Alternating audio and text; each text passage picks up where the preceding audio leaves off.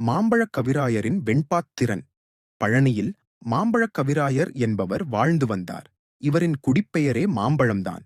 இவர்தம் 3 அகவையிலேயே வைசூரி நோயால் கண் பார்வை இழந்தவர். இராம வேதநாயகம் பழனியில் மாம்பழக் கவிராயர் என்பவர் வாழ்ந்து வந்தார்.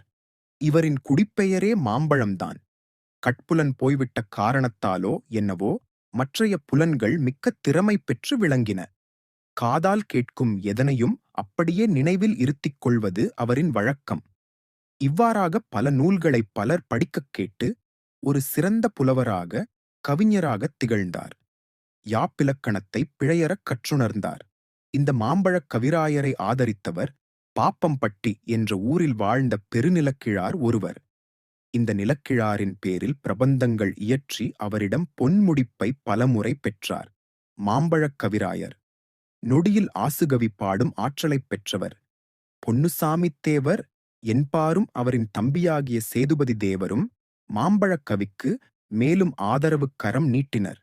பொன்னுசாமித் தேவர் மாம்பழக் கவிராயரின் திறமையை மேலும் சோதிக்க எண்ணி அருணகிரிநாதர் பாடிய முத்தைத்தரு பத்தித் திருநகை அத்திக்கிரை சத்திச் சரவண முத்திக்கொரு வித்துக் குருபரவென ஓது என்ற அடிகளை அப்படியே வெண்பாவாக அமையுமாறு பாடச் சொன்னார்.